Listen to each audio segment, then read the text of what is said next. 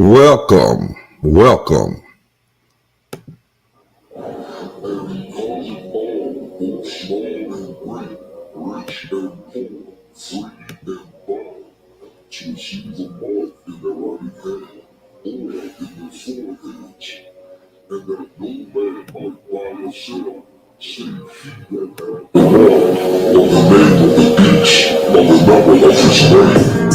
They try to vaccinate black people.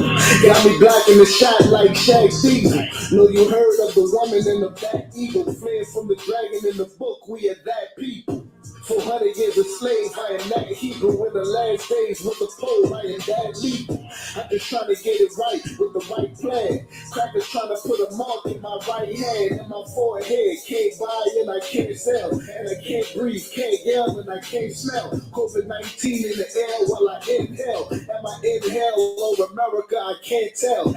Is it Babylon the Great or another game? Cause when you've been here this long, it all look the same. We still made it to the end. Look how we took that pain. After they took us from my land and took us from my name. Shamed in the kitchen, bricking like Ben Simmons. But now I'm on repentance. Don't know how many chances you have to go give them before you get done with them. So I keep cold, that's Bible and gun with them. Middle finger to Joe and whoever that run with them. 400 plus years, it only been one victim. And so I keep the hawk straight with the Nate with them. It's only 12 tribes and I'm at the gate with them. We still can't breathe, but the wickedest man can. The next time they see me on my knees, I'm an aim can. If Torah can't fix them, then I promise the flame can. Shooters all on the floor like the Warriors game plan. Cause freedom not free and charity not cheap. So I know how much they charging the niggas that's like me. No bargains for the ones at the bottom, we all suffer. So I'm only looking out for my brothers. Chefs up, cause it's a big difference between righteous and right. The brightest in the light, a massacre in a fight. I'm masking it with no mask on, I'm gonna come after you. They stole our blood covenant, crackers gotta be Draculas. Put us in them chains when they brought us over from Africa. We still in them chains from San Quentin to Attica. Still wearing their names, no wonder why they not mad at us. They divided the 12 mathematics, ain't adding up. Knee to the neck, a bullet to the chest. They got me in the locks for money, power, respect. They got the game locked, I'm wondering what's going next. And I'ma rep this to the death.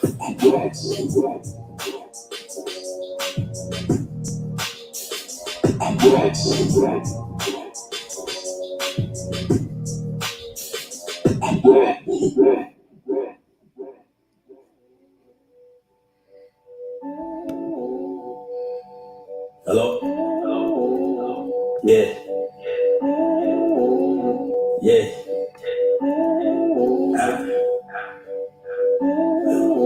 General Hashar. Shema, may I have your attention, please. We sons of men, Eves and seeds. All the wolves and soldiers, salute at ease.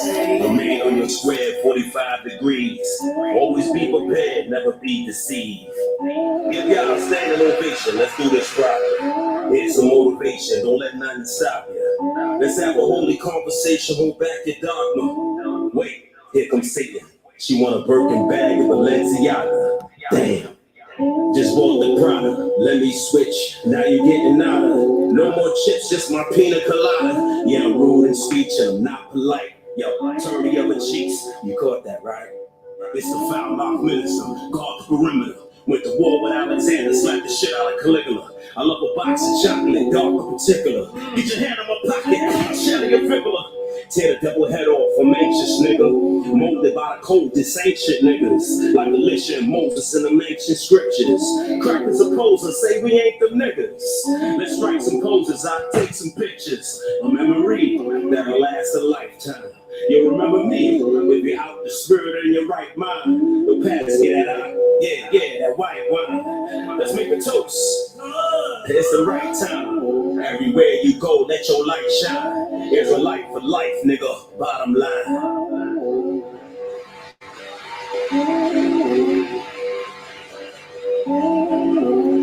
Shalom, shalom, shalom, family. Shalom, family.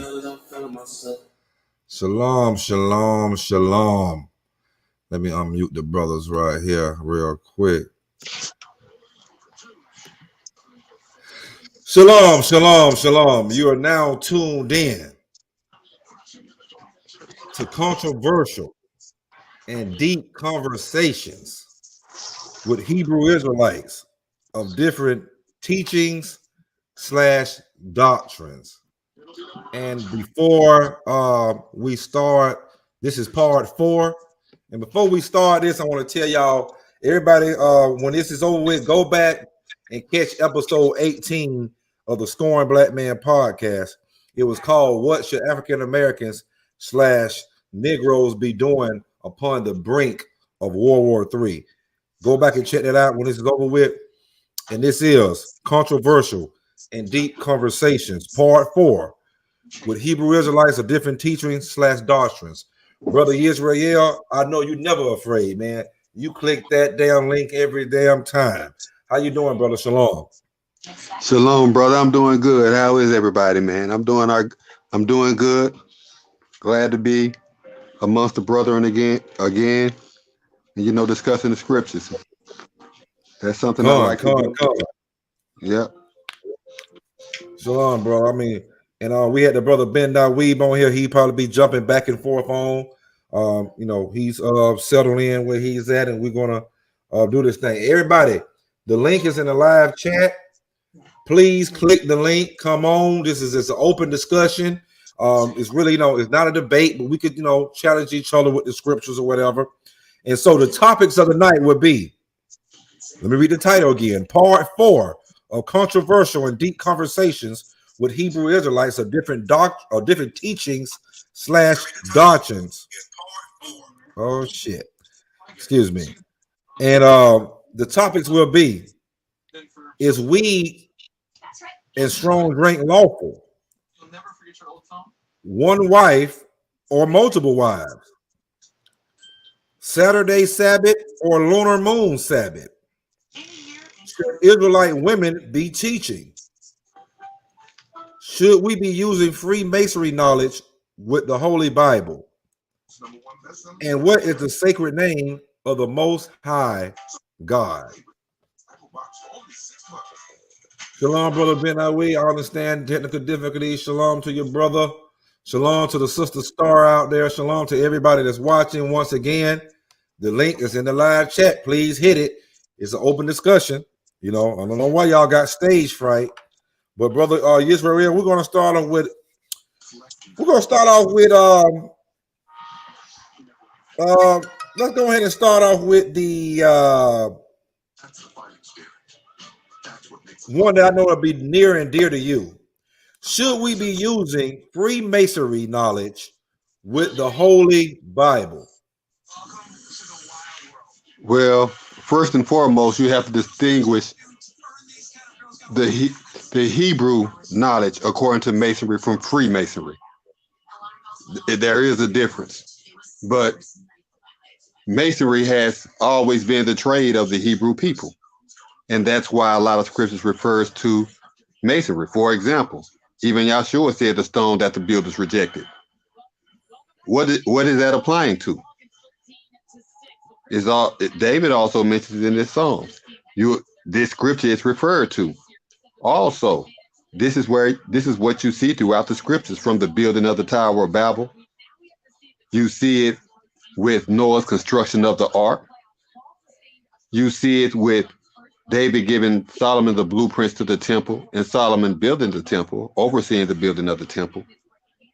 And you see it all throughout the scriptures. Even the prophet Ezekiel say the prophets have dubbed them with untempered mortar. Untempered mortar is what is used in the weak brothers building. Untempered mortar.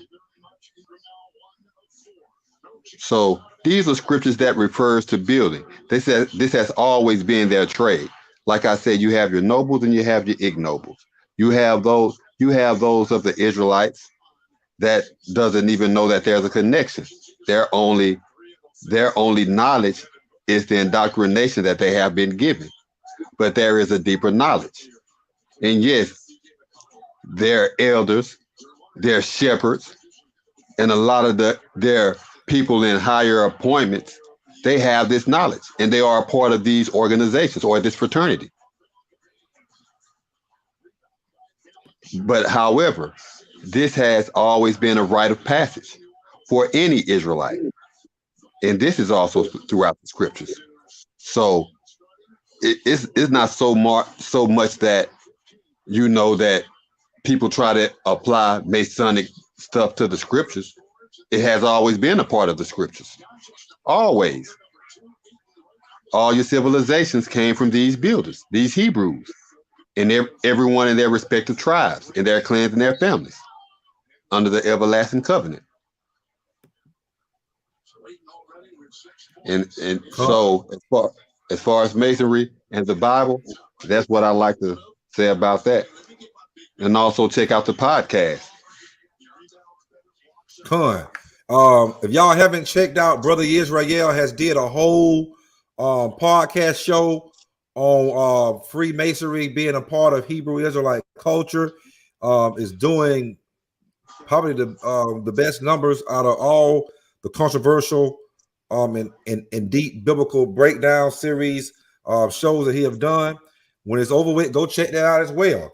My thoughts on it, as far as Freemasonry, should we be using Freemasonry Freemasonry knowledge a part of the Bible? And as I see, I have always seen, and when I read the Bible, I see the same words that be used in Freemasonry. Before I became a Hebrew Israelite, I went through my first, second, and third degree of Freemasonry. I became a Master Mason. And, and all you Masons out there, you go to certain parts of the scriptures and you break this down and break that down. But then when I became a Hebrew Israelite, I was taught that it was wrong to be a Freemason. And then, when I kind of came across you, brother, you were kind of just showing me like these words and meanings of certain words in the Bible, certain stories in the Bible, that it has a totally different meaning when we use the Hebrew Stronger Coordinates, which a lot of the Freemasonry words and breakdowns is coming out of.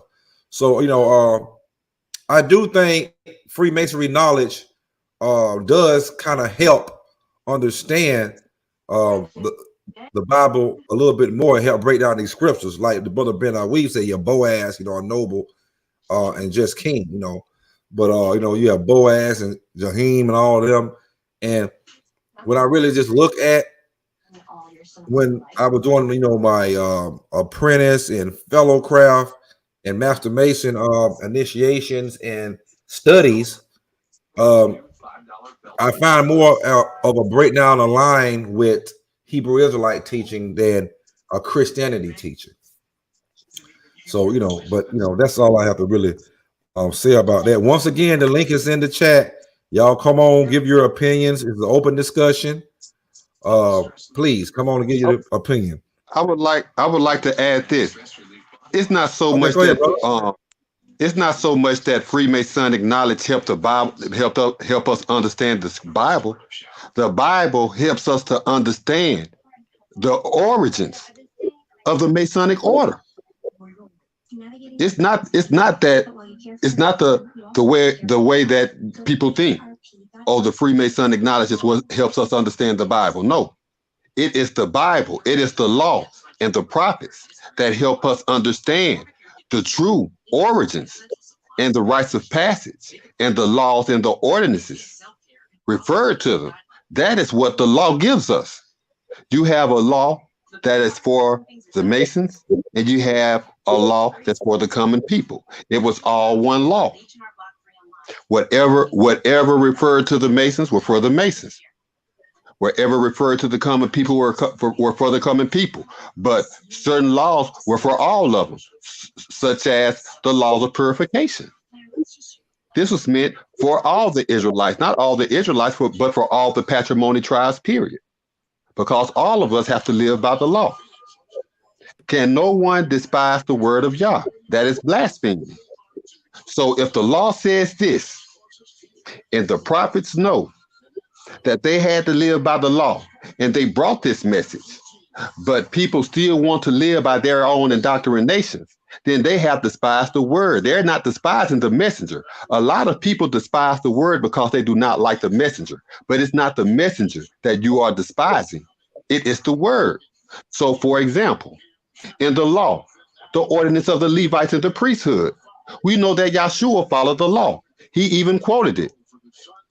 I have not come to destroy the law or the prophets, but right there in the law, in the covenant of the Levites, that covenant was of the priesthood was given to the Levites, and Yahshua taught daily in the temple. Now, would Yahshua break that covenant, break this word of Yah, and go in the temple, knowing that it was the ordinance of the Levites, and it was given to the and the priesthood was given to Levi? Would Yahshua break the law, and everyone says that he lived a sinless life? What is sin? Transgression of the law. So would Yahshua transgress this law and go in this temple and teach, knowing that it was a violation of the law and the everlasting covenant that he made with Levi? Would Yahshua do that if he was of another tribe? Knowing this, because every time the scribes and the Pharisees and the Sadducees came to question Yahshua, he came to them, he came against them from the law and the prophets. There exists no other scripture or doctrine that we should live by. Yahshua said, my doctrine is not mine, but his that sent me. If you should know his will, then you would know his word, and his word is the law. See, we get so caught up in doctrine that we forsake the law, when the law shows us everything that we should know. And you will find examples of the law in every story of the Bible. If you knew the law, it's right there for you. The cutting instrument, that's the law. You cannot despise the word of Yah, especially when it is consented in the law and confirmed throughout the prophets. That is the law and the prophets. To the law and the prophets, if they teach not according to this word, it is because there is no wisdom in them. That is Isaiah chapter 8 and verse 20. Yahshua said likewise, I have not come to destroy the law of the prophets, but come to fulfill them or execute. Fulfill is word 4,390. And it also means, amongst other words, to execute. He came to execute the law, just like Abraham executed the law. Moses executed the law. They came against the wicked.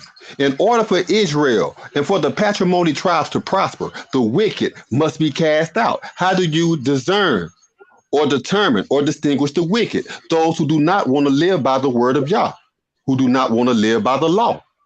Just like Yahshua said, they have taken up the traditions of Grecians, but they forsake the commandment of Yah. They debate about Grecian heathenisms. At the base of all of their indoctrination still stands the Grecian heathenism concept of Yahshua returning. That is a big falsehood, but they know in order to deny that, they must deny the whole foundation and teachings of the Hebrew Israelites, and their arrogance and their pride would not allow them to do that, even though according to the law,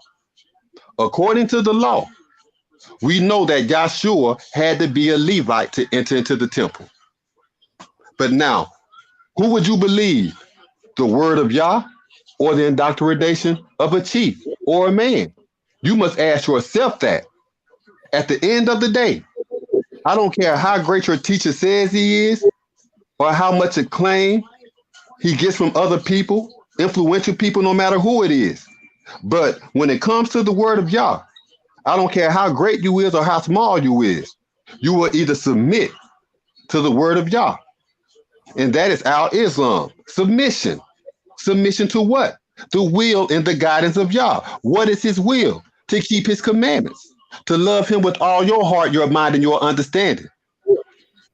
And to keep his law and his commandments. That is it. But we, as Hebrew Israelites, love to debate. That's what Hebrew Israelites love to do, to debate. We saw in Genesis chapter 11 at the Tower of Babel, that debate therein divided them from the knowledge of the husbandry. All they did is debate about the law. And what happened? Wickedness came into the husbandry.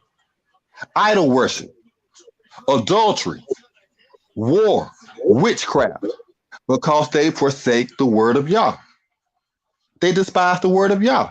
They blaspheme, and it has been a plague since that Babylon unto this Babylon. And it has gotten worse. Why? Because we forsake the word of Yah. It is right here for us. It's for you to read.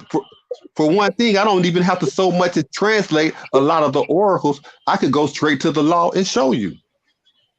And then show you through examples that you have been taught, even if you were Christians and converted to Hebrew Israelites. The stories are there for you. For example, you were talking about wives. How many upright men had more than one wife in the Bible? We know Yaqub, who was called Israel, had 2 wives. We also know that the father of Samuel, what was his name? Elkanah. He had 2 wives. That's in 1 Samuel chapter 1, verses 1 through 2. He had 2 wives. So where is the debate in that when the word of Yah clearly shows it? It is lawful. Should there be a debate about it? No. It's right here in the law. It's right here in the examples of the word. A lot of things shouldn't even be debated. What should be debated is the uprightness or the wickedness of those around us. How can you distinguish them? By the law. Through the law. There should be no debates about what should we do in Israel or in the tribes when the law clearly states it. If you keep the everlasting covenant, if you live by the law and uphold the law, regardless of who says what, the truth is what it is. The word is what it is. That's why you have the elect. And then you have a multitude. But those elect will be given appointments in the new kingdom. It's not a heavenly kingdom that's coming. Brother Yisrael. Yes, Brother Michael Smith, he kind of trolling again. He going back to Luke 24:46. But then he said something that I got on the screen right now. I think something you just might have said. He said they didn't debate at the Tower of Babel. The Most High divided them, not them debating. Come on, bro, shaking my head. So you want to respond? Why would the Most Yah is not the author of confusion? He is not the author of confusion. So why would he come down and confine this language? See, that comes, and then he says, if Yah is the creator, and there is none with him or beside him, and there was none before him or will be none after him, why does it says, let us go down, as if he need help? When you look up that word, the Lord, would you see the Lord? You would see that it can also mean angels. Study to show yourself approved. A workman that need not be ashamed, rightly dividing the word of truth. So when you put certain Hebrew words back into their rightful context, then you will see that the angels came down. It's the same story that is going on in Genesis chapter 6. It is the same story. It's showing you where these angels came down. It was at the building of the Tower of Babel. You'll also see this in the book of Enoch. The names are different. You'll see Samyaza. But you will also see the names of those prefects that fell with him. 200. The word says, do not add or take away from the word that I have given you. But we must understand that these books are a part of our history and they have been taken away. It is up to us to collect these books and study them. We shouldn't wait on a teacher to tell us that no, those books are not allowed by us. Who gave you that word? Show me where in the law that it gives you that word. It says study. Don't let no man deny you the right to your books, to these Hebrew books. Study for yourself so you will not be misled by the teachers. Scholars are not taught. Scholars make themselves. They study. They examine these scriptures.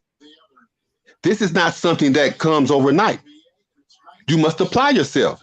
How do you know you love the Most High? You keep His commandments and you seek after Him. Even David said, "How much I love Thy law, and study therein day and night, meditate therein." Hey, brother Israel, let me. Michael Smith says Isaiah 44:24 cuts you, bro. Please stop the nonsense. So let me get that so you could kind of what nonsense did I hold on? What nonsense did I speak? All I spoke was concerning the law, that we must keep the law. Now, what nonsense is in that? Tell me, what nonsense is in we must keep the law? Even if it means forsaking the doctrine of your teachers that taught you. Will you keep their doctrine or will you keep the law? What ignorance is in that? If I tell someone, keep the law of Yah. Keep the law of Yah. Is there nonsense in that? Is there nonsense in that? No. And that was all that I was speaking. And this is what Isaiah 44:24 says. It says, "Thus says the Lord, thy Redeemer, and he that formed thee from the womb. I am the Lord that maketh all things, that stretches forth the heavens alone, that spreadeth abroad the earth by myself." So I don't know how that cuts you what you said, but that's what he's saying. You know. But what did I say about the Tower of Babel? Didn't I say that according to the King James Version and in the Doctrinations, everyone believed that the Most High came down? I refuted that. I said that is the story of the fallen angels. That is what I said, and I can prove it, and I have proved it. Go back and watch the podcast. But what I said was, if that was indeed the Most High as y'all teach, why would He said, "Let us go down"? It's talking about a group. So if you apply certain words in that context, you will see that word, the Lord, is actually translated to angels. And when angels is applied in that context, you will see that it will be translated, and the angels came down to see the tower and the city that the sons of men builded, or the builders of the patrimony, because sons of man can also be translated builders of the patrimony. Son is word 1121, and it's from word 1129, and it means builder. It can also mean build or make to build. It can mean obtain children. It can mean surely. I know.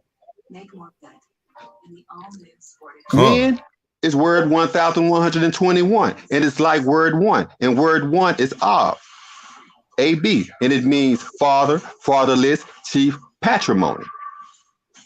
It can mean those words. So it's giving you a story, and it's showing you where these angels came down. And it is confirmed in the book of Enoch that you had angels that came down. It is confirmed again in Genesis chapter 6 with Noah, where the sons of men were wicked, where they was taught. All of these things that the angels taught them. But what we do, we rely so much on the scriptures of our teachers, not knowing that they could be misled in teaching you falsehoods. That is what I said. I want everybody to hit that like button right now. Hit it, goddammit. Hit it. Hit that like button, hit the subscribe button, and hit the damn notification bell. Because we're going to have some good topics going on with these controversial and deep conversations. If you ain't put out the Scoring Black Man podcast series, episode 1 through 18, go back and check them out now, especially episode 18, the latest one. Now, let me check these new comments down here. Oh, Michael Smith still trolling. Michael Smith, we're not going on with that with the same redundant thing every goddamn day. We're not going with that same redundant thing, Michael Smith. Come on, man. We gave you a bunch of answers, a bunch of different ways. You keep asking the same redundant questions, my brother. You're 59 years old, my brother. I hate to put your age out there like that, but you need to come up with some new material, man. You know what I'm saying? You need to be well groomed in these scriptures, man. We must be coming to you, Michael Smith, for all the knowledge. But it's like we got to bring your old ass the knowledge right now. But let's go on to the next topic. And I'm going to kind of mix this up here. Let me see what you got to say about this right here, brother. Should Israelite women be teaching Should Israelite women be teaching? Should Israelite women be teaching? And when we say teaching, we know the scripture said it should be for the older women to teach the younger women likewise how to be sober-minded, how to love their husband and love their kids. So we know that part of the teaching the kids, teaching young women. But should they be teaching grown black Israelite men like ourselves? Brother Israel? Oh, before you start, Brother Israel, everybody, this is an open platform. This ain't a debate. This is an open discussion.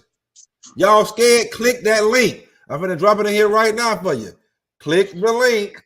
Click the link. Come on. Give your opinions. That's all this is, an open discussion. Controversial and deep conversations with Hebrew Israelites of different teachings and different doctrines. Come on, iron sharpens iron. Come on, click the link. All right. Now, once again, Brother Israel, should Israelite women, should these black, Hispanic, and Native Americans of African descent women be teaching? Of African descent, should they be teaching grown men? Brother Israel? No.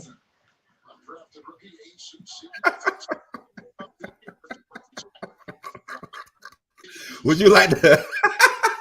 Don't get me wrong. Don't get me wrong. Don't get me wrong. Listen. Don't get me wrong. You had prophetesses in Israel, but they didn't teach the congregations. They had to, just like any other person, they had to go through the proper channels and had their ministry approved or consented. And you got to understand what a prophetess is. It is a woman who could, likewise, like any prophet, translate the scriptures and receive oracles. This is what the books of the prophet does. The books of the prophets are actually a foreseeing of what is to come. Con. And you know, let me see what the chat said. Brother Ben Weave says they shouldn't have to. Grown Israelite men should be conscious already. Michael Smith says no true prophet taught Israel to go after. Oh my Lord, he's just about the son of man. Good God, stick with the goddamn topic. Michael Smith, damn with your old ass. The sister Weezy says, why not? Half of these stiff-necked camp boys ain't teaching nothing but lies. Now she's right about the lies that the brothers are teaching. Now what my opinion would be on this, and this is once again for y'all just tuning in, this is the topic right now is, should Israelite women be teaching? And we know, like I said, we know the scripture says that they should be teaching. Likewise, the older women should be teaching the younger women likewise how to be sober-minded, how to love their husbands, love their kids.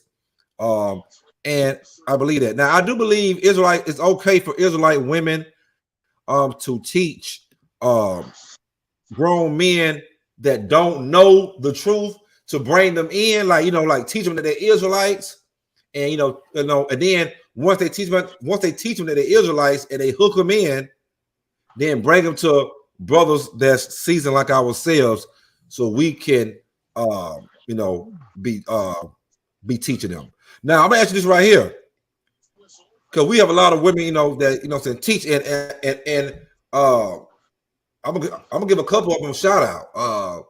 A couple of them is with FOPE. I'm gonna give Sister Nefertali, I'm gonna give her a shout out. She's very knowledgeable. I'm gonna give the Sister Oracle. Oh my Lord, the Sister Oracle, she's there like a historian, very knowledgeable. Those two knowledgeable sisters, and they happen to be with FOPE. That stands for our people edification. Shouts out to them. They, that's family. That's family. Michael Smith, we're not talking about the son of Mary today, okay? But at the same time, I don't think that women that's stable and certified in this truth. Now I think it's all right for them to listen to other women, or they may be able to teach other women certain things, that's stable in the truth. But I also believe that they should have a male head over them, a male leadership over them. Because women, y'all are a weaker vessel. That's just a part of the scriptures, and we know that's a part of real life. So they are subject to fall victim of false doctrines. Now I understand what the sister Weezy said. As far as you do have these camps out here that that are teaching lies. And they teach. They just like Christianity and pastors. They teach for hire. Whatever gets the congregation there, they'll teach that everybody, is a damn Israelite. That's to get the damn, that's to hook them in, because they know Negroes not gonna really follow nobody unless they can bring everybody with them. You know what I mean? And so I do believe, that it's all right for a sister to bring a grown, unawakened Israelite male or female, bring them in the truth by teaching them the scriptures. But once they get in this truth, they need to, pass them on to a male. And they should have a male over them too as well. The brother Ben Weave says Proverbs 4:7. He also says y'all chooses whom he will to teach. That's absolutely 100% correct. And may I? So Sister Weezy, she seconded that emotion by brother Ben Weave. Go ahead, brother Israel. I'm gonna say this: how a woman should minister to bring someone in is by how they carry themselves and dress themselves and how virtuous they are. That will make a man interested in what group carry themselves so upright and so presentative that make them want to be a part of this. That's why women wore veils. Back in the day, they weren't allowed to speak because you didn't know what type of man or what type of enemies that your husband had. And any man could deceive your wife or get her to talking and get her to reveal anything, especially if she didn't know who this man was. If he knew the law, he could easily trick her to blaspheme just to get back at her husband. Understand how serious this is. Understand how serious this is. If a woman is to convince a man of the Hebrew Israelite faith and what we are about, it is how they present themselves and carry themselves. They shouldn't have to say a word. That's why I respect women of our Islam and the Nation of Islam so much. I respect Minister Louis Farrakhan for what he does with his congregation. I respect it. I respect it. You must carry yourself.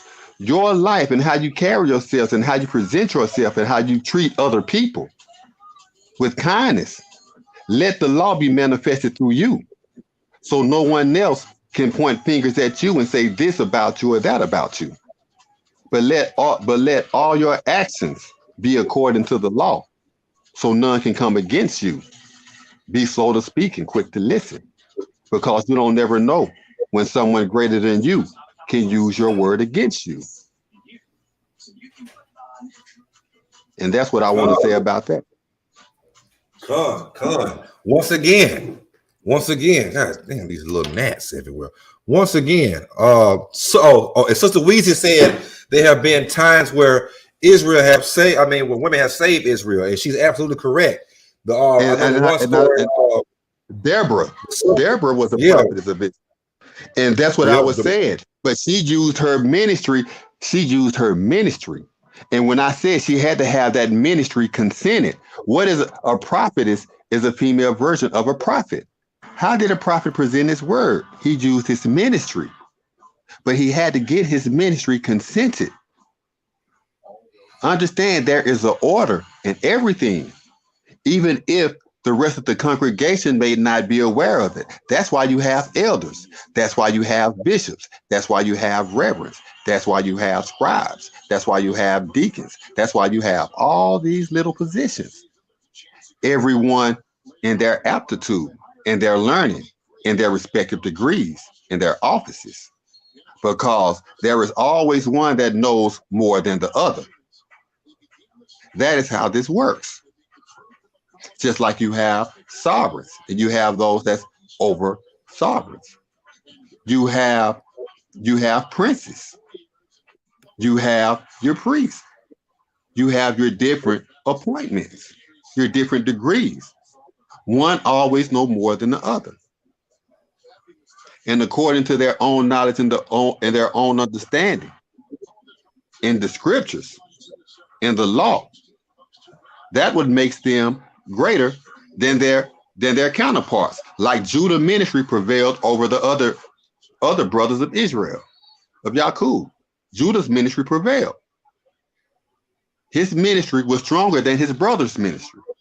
That is what that meant. So these prophetesses that arose in Israel, just like Miriam, the sister of Moses, you had Deborah. These women saved Israel through their ministry. That is how they saved Israel, through their ministry. And that is through the law, through the judgments. Because in the law, you have commandments, you have judgments, you have ordinances, and you have statutes. And we must live by them all. Come on. And so with that, I'm going to go to the next topic. And this was going to be,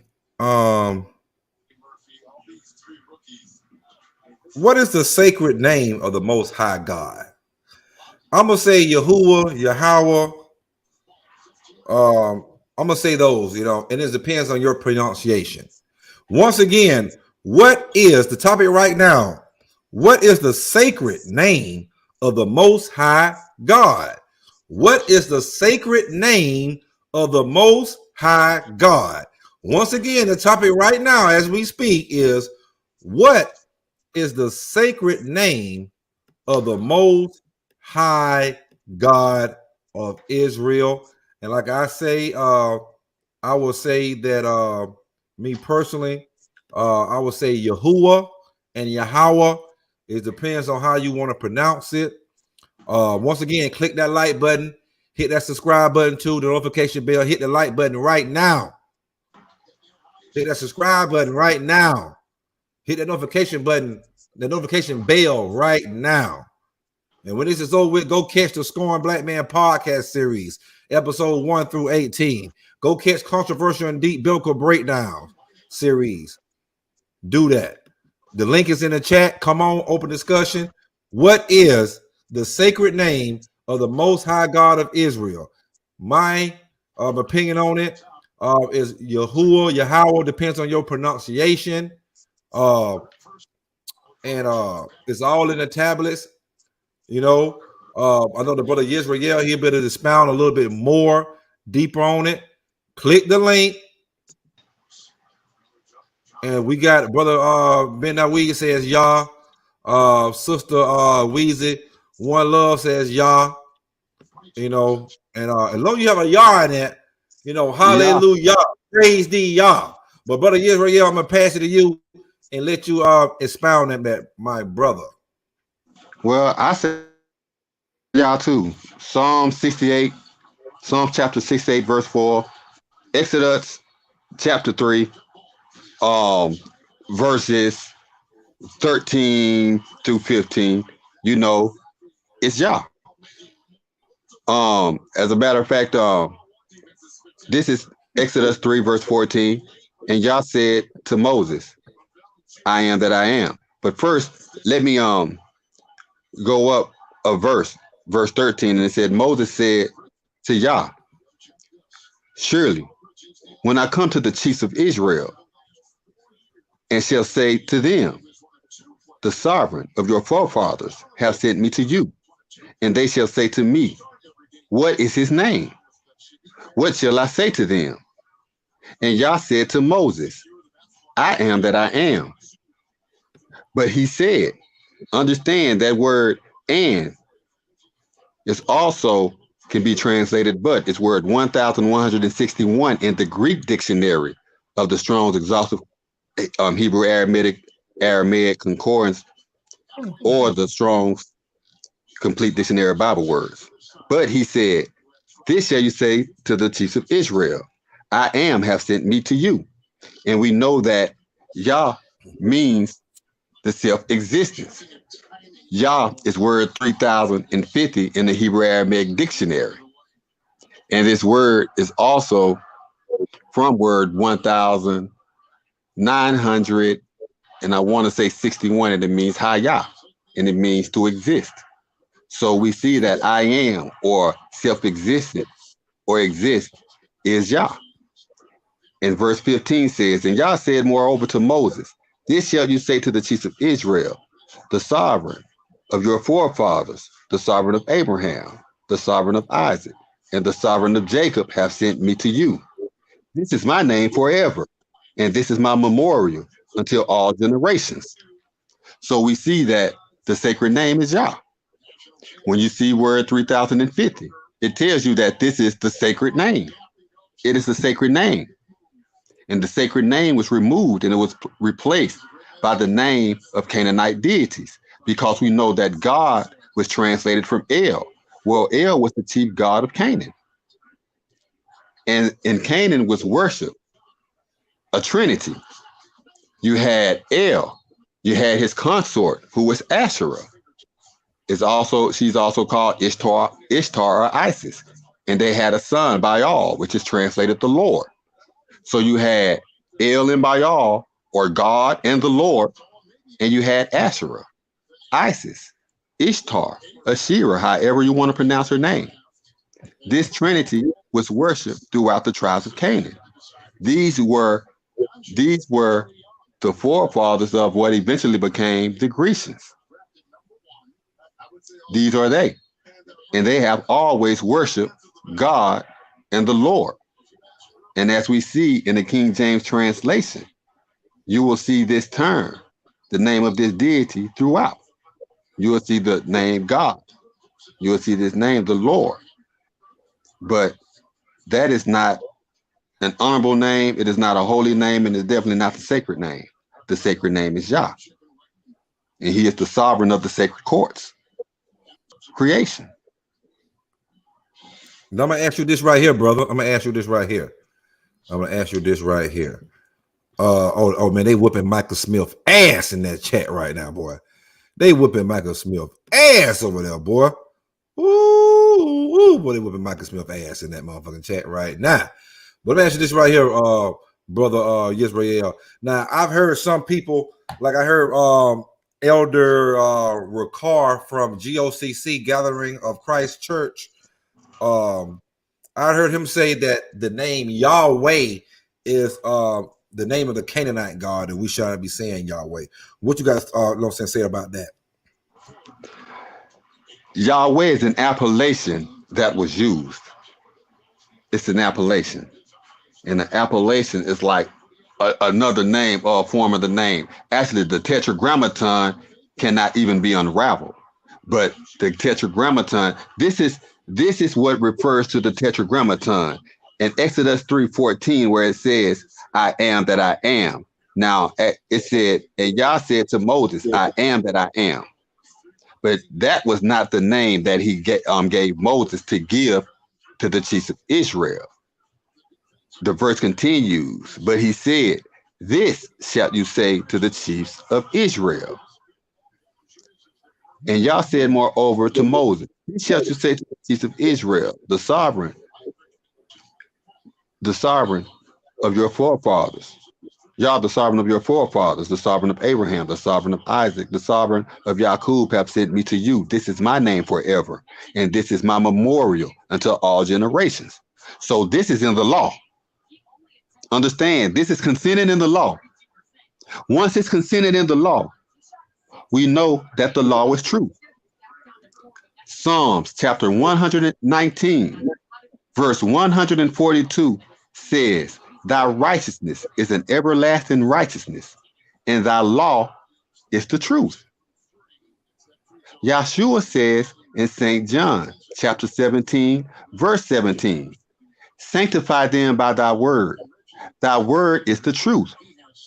What word existed during the time of Yahshua?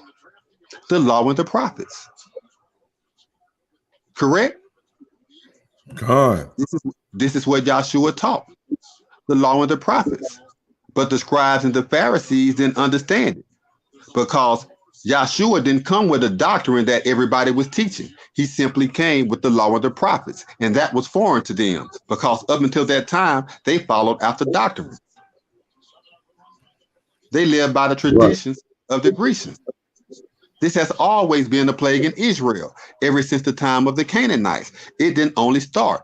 And before them, Babylon, the families of Babylon. So this has always been ingrained in Israel to be, or not only Israel, the patrimony tribe, to be misled by indoctrinations and doctrines, and not according to the law and to the prophets. Yes, yes, yes. Anybody else? All right, so they been we told Michael Smith Proverbs 13:3. Oh yeah. yeah. He need to read that, bro. He need to read that. He need to read that, brother Ben. We tell because Michael Smith is a troll, man. I mean, damn, I don't know one person who stick with the same topic. We don't answer Luke 46:24 for you 1,000 times. He's an Old Testament brother. You have to forgive him, and just kind of bear with him. Okay, I think we beat that topic down. Once again, that was what is the sacred name of the Most High Yah of Israel. Now, I'm going to go to okay. I'm gonna go to this right here, and cause I really don't know too much about this, brother. So this might be a quick one. Saturday Sabbath or lunar moon Sabbath. Now, I celebrated on the Saturday, the Friday sundown to Saturday sundown. But I've seen some brothers, I know some lunar moon Sabbath brothers that the people who break it down the best, actually, to be honest, is the brothers over there at Sakari. Sakari Israelites, they celebrate the lunar moon Sabbath, and they do a really good job at breaking it down. I'm not gonna damn lie. Me myself personally, I really can't defute it. I mean, even with the scriptures I know for the Saturday, even though we know times will be changed and days and change or whatever, and blase, but though lunar moon Sabbath or the Saturday Sabbath. Right now, like I say, all right, Sister Weezy. Shalom, sister. Don't work too hard tomorrow. Which one do you believe in? Everybody out there that's watching, you can put in the chat or you can click the live link and come on and give your opinion. Right now, I go by the Saturday Sabbath, but hey, Sakari brought out a good lunar moon Sabbath that really opened up a lot of eyes. What you got to say, Brother Israel, about that? Lunar moon Sabbath or the Saturday Sabbath? The seventh Sabbath day should always be kept. Always. You can go back all the way to Genesis chapter 2. And as early as verse 2, you see, and on the seventh day, Yah ended his work which he had made, and he rested on the seventh day from all his work which he had put in execution. And Yah blessed the seventh day and sanctified it, set it apart, because that in it he had rested from all his work which Yah had put in execution. And we also find it in the law. But the lunar Sabbath, if they fall on a lunar day or according to our ordinances or ordinance, it should be kept if it's in the law. If it's according to the law, and it mentions a lunar moon Sabbath in the law at a certain time, that should be kept. For whatever type of feast day or whatever type of Sabbath, a high Sabbath, what they usually call a high Sabbath. If a high Sabbath fall on the lunar moon, it should be kept. That's the way I see it. But as far as the Sabbath goes, the 7-day Sabbath, it's a perpetual statute throughout all our generations. So, any other Sabbaths, because you do have high Sabbaths in the law, and those high Sabbaths supposed to be kept just like a normal Sabbath day. That's why they're called high Sabbaths. So that's my opinion on that. Okay, yeah, and I was trying to get one of the brothers. I reached out to Deacon Sakari. I told him to send one of the soldiers over here, man, and you know, give a couple scriptures on them lunar moon Sabbaths, man. Maybe one day them brothers will or whatever. You know, until then, FOPE is in the building. Next topic. This should be a good one. Next topic. One wife or multiple wives? One wife or multiple wives? Can the Israelite man have, do he have to be confined to one wife like America tell you? Or can the Israelite man have multiple wives? And I'm going to start this one off again. According to the scripture, I come out of IUIC, and you know, over there you teach one wife. The bishop and the deacon must be blameless of one wife, but they say at least one wife, because they had to have enough time to deal with the congregation, but they had to at least have one wife to be able to give people marriage counseling. You can't get nobody marriage counseling if your ass ain't married. So this is a big, you know, issue. And no Israelite woman, you cannot have multiple dicks. Only one dick for you, and that's one husband. But yes, I believe that we can have multiple wives. And I believe, you know, that holds the household in order. No, it's not no licky, Eve. You can't sit there and lock like crab and be bumping pussy holes. Okay? It's about raising the kids together. It's about, you know what I'm saying, building up the house mentally and spiritually, but also financially. But Brother Israel, I want to hear your opinion on this, Brother Israel. One wife or multiple wives, and the sister Star agrees with me.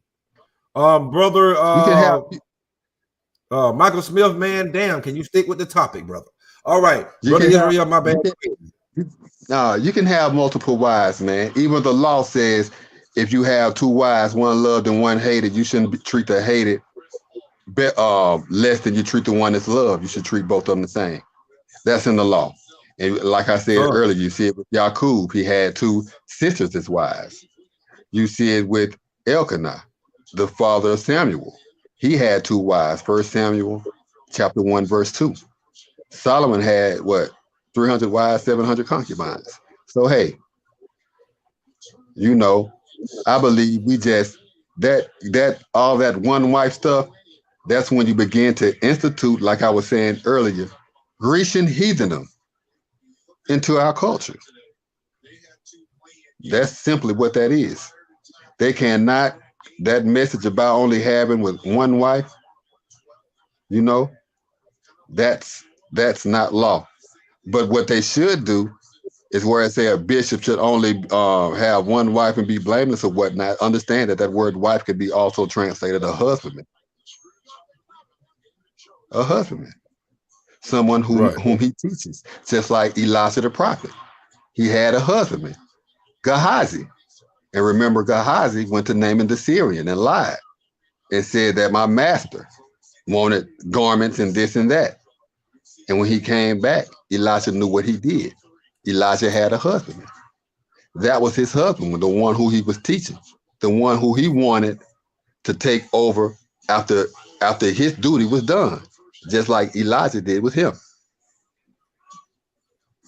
His position was an honor position. Yeah. So, do you think the bishop and the deacon should just have only one wife and everybody else can have multiple wives? Well, you know, I'll let them deal with that. All I could do is just tell them the law. I mean, but you know, in the scriptures it said, you know, like I just was quoting earlier where it says like the bishop and the deacon should be blameless, husband of one wife or whatever. You got congregations that use that and say, all right, see, the bishop and the deacon. Some congregations use that and say every male got to have one wife. Some use that and say no, we can have multiple wives. It's just the bishop and the deacon got to have one wife. And then other ones say no, it don't say they got to have one wife. It says must at least have one wife, so they could be able to teach married couples, so they could marriage counsel. What you got to say And about? I can understand the reasoning behind that. God. But at the same time, I believe he was just giving advice as far as, you know, someone who really want to, you know, pursue after the Most High, you know what I'm saying, and have the time to, so he could lead his congregation. It was more of advice, wise counsel, you know, but that does not mean that they probably can't have more than one wife. Con. Once again, hit that like button right now. Hit that subscribe button right now. And hit that notification bell right now. Let's get these likes up, to get these views up, and let's get the channel, all these videos to get back up pumping. You know what I'm saying? Now, the last topic right now. And I might have to bring some of these other topics up in future shows when we got more people that's going to get on the show. You know, some of them kind of scared, they camera shy and shit. The last topic is weed, the marijuana, OG Kush, you know, that gelato, that runts, you know, that Gary Payton, that Scottie Pippen, that Barry White, that Dose number 18, that wedding cake, that ice cream cake,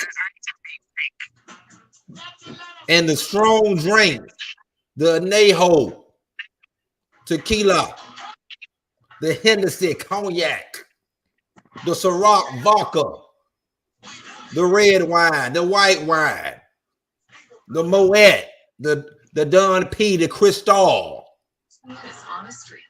Is they lawful according to the scriptures? Once again, is marijuana and liquor, beer and wine lawful according to the scriptures? Brother Israel, I'm gonna let you start this one off, my brother. So you can find that better fit. But Yes, matter of fact, let me break it down. We're gonna go with the strong drink first. The strong drink, the liquor, the wine, and the beer, the tequila, the cognac, the vodka. Is it lawful according to the scriptures? It's lawful, but you should drink it in moderation, because it tells you not to be drunken with wine.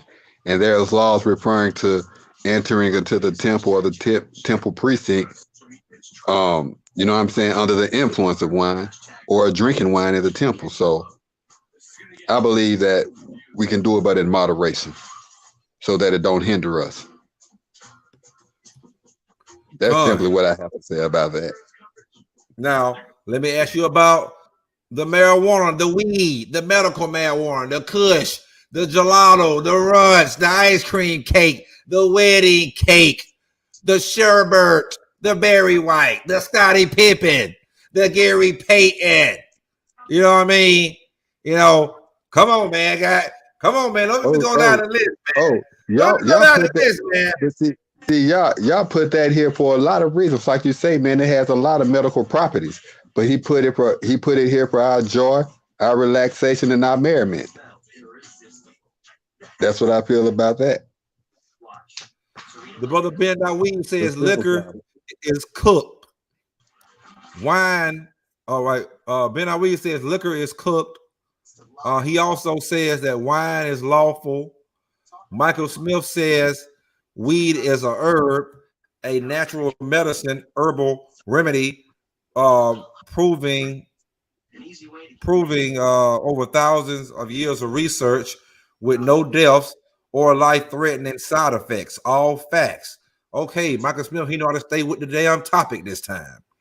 The brother Ben Dawid throws some trees up, some pine trees, so that must mean that he know what's up. Well, now y'all wait for my answer, huh? Well, my answer on the strong drink, which I call the liquor, wine, and beer or whatever, the ale, of course it's lawful. It tells us in the scriptures, we drink wine every Passover, every Sabbath they was having. I mean, all the high holy days, Hell yeah, you seen Christ. Every time they seen Christ, his eyes was red with wine. That's why they said, look, behold, a friend of sinners and a wine bibber. A wine bibber is a wino, but the Messiah wasn't a wino. You know what I'm saying? Don't say Yahweh wasn't a wino. He just like his wine. Hell, he's the son of the Most High God. He could damn drink wine. He know how to hold his wine. He I don't believe he was Go ahead, bro. I don't believe he was getting drunk, but he kept company with tax collectors or collectors of public revenue and criminals. So he was around drinkers and probably took a sip. But you know how people like to slander the righteous. Oh, look at him over there getting drunk. But he was probably sipping in moderation. Look who was saying these things about him. Righteous people wasn't saying these things about him. Wicked people were. Look at him, a friend of criminals, and they look at him, he a wine bibber. Imagine what he was going through.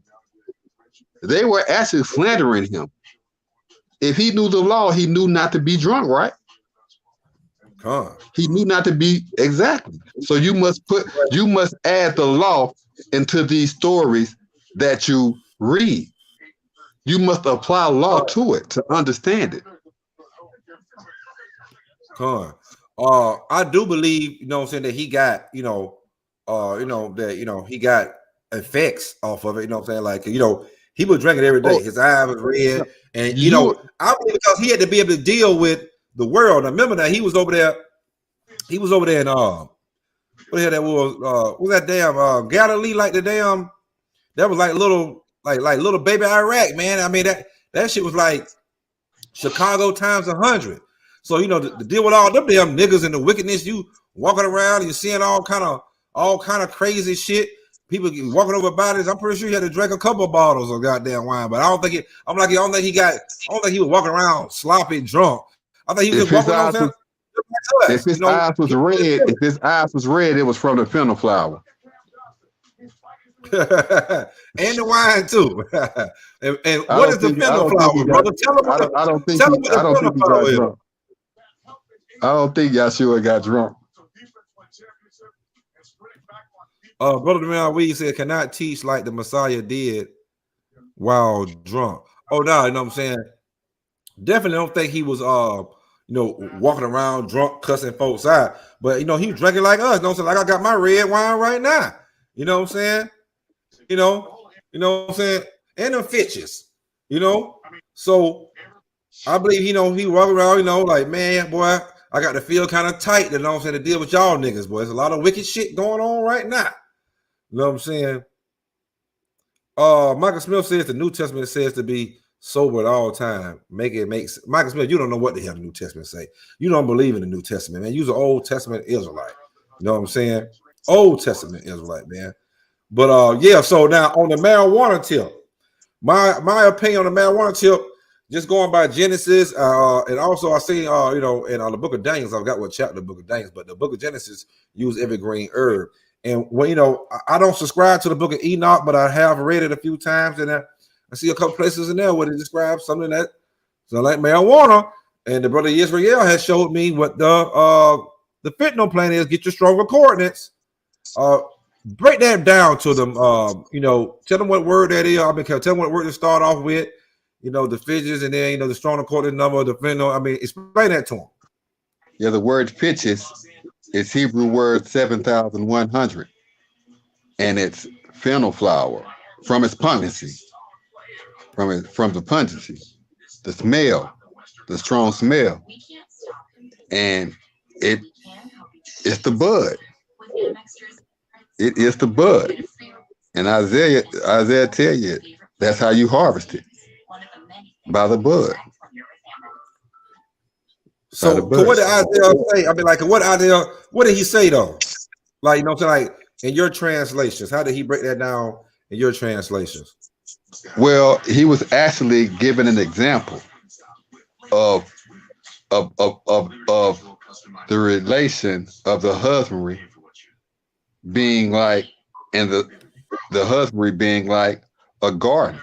And he was saying how when the sower sows, does he not break open the earth and furrow the earth real good? And he cast in the principal spices. and he casts in his wheat and his barley, and he'll cast in his fennel flour. That means amongst all these plants that he's, you know what I'm saying, planting for crops, he's also putting the fennel flour in there. And it tells you that it's harvested. He tells you that this fennel flour is harvested and how it's harvested. So it shows you that, you know, everyone else, or I'm not going to say everyone else, but you know, a lot of people think it's bad, but actually it's a part of our culture, whether we like it or not. It's a lot of things that we don't like. It's a lot of things we don't like. It's a lot of things we probably don't want to accept. But guess what? According to the law, go ahead. Some of us are vegetarians. Right. Some of us eat meat. You feel me?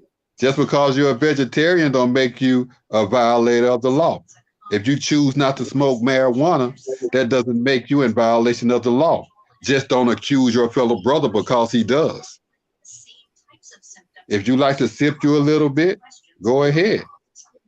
But if your fellow brother does it, don't accuse him or slander his name because he does.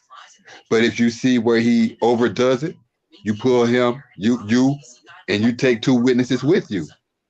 And you explain to that brother, and you pull him to a side and say, brother, we see you, you know what I'm saying, drinking too much or seeing how it's affecting your behavior. You have your two witnesses there with you. Yahshua gave you the same example. So there's ways that we do everything, how we approach brothers and how, you know what I'm saying, we treat each other. So we shouldn't accuse each other for little simple things like drinking wine or smoking marijuana or wearing fringes. If we're not in violation of the law, then that's right. That's right. And his eyes might be red or not red. So that's the way I feel about it. Well, once again, man, this was part 4 of controversial and deep conversations. Man, this is the first time it ever just been me and you, man. Like nobody else didn't want to come on, man. I mean, shit. But I think everybody in the chat, man, you know what I'm saying? You know, all y'all brothers and sisters out there that was, coming, from even Michael Smith, the good sister Star and Wheezy, good sister Wheezy, the good brother Ben Weed, the good brother Don Yehuda, the good brother Zadok. Even it was somebody. I think we might have had a Gentile brother in here that commented in here. Let me find his name real quick. What a Gentile? I think it was a Gentile brother.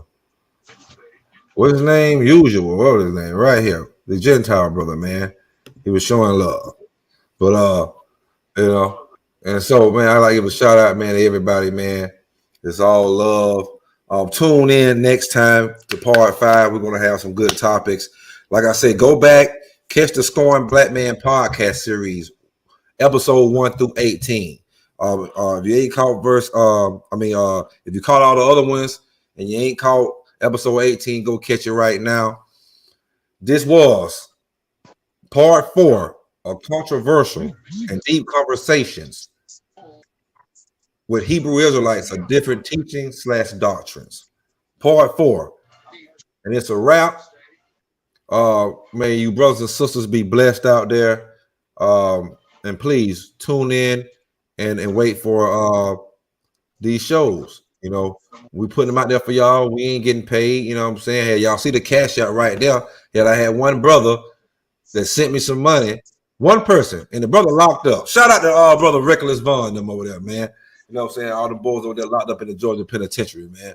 Shout out to you boys, man. You know what I'm saying? Much love. Man, shout out to their boys, man. Shout out to all their boys. You know what I'm saying, man?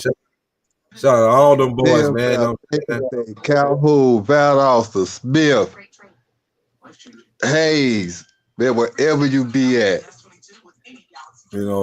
And shout out to all the real brothers and sisters locked up across the United States and the world. You know what I mean? Just keep the faith, and we're gonna keep doing our thing out here. You know what I'm saying? And all y'all with the phones in there, man, y'all pass it to other brothers and sisters that's locked up. You know, pass this thing on. You know what I mean? And shalom. You know what I'm saying? That's right. That's right, brother. Ben weed. Say shalom, Regulus Von Israelite, man. And the boy, big dude. All y'all brothers, man. Y'all know who it is, man. We ain't got to even talk about it, man. But shalom, peace and hair grease. Love y'all, Israel. And tune in to all the shows. Go back and check all the controversial and deep biblical breakdown series. The brother Israel been the only one dropping his nuts, coming up with all the controversial and you know what I'm saying, and deep biblical breakdowns. And go catch the series that me and the brother Don Yehuda and Don Yehuda and the brother Zadok and the brother MO Detroit Yay, the Scoring Black Man podcast series, episode 1 through 18. Sorry we didn't do 19 yesterday, but we're going to do it in a couple of days. Check us out. Shalom. Shalom, big dude.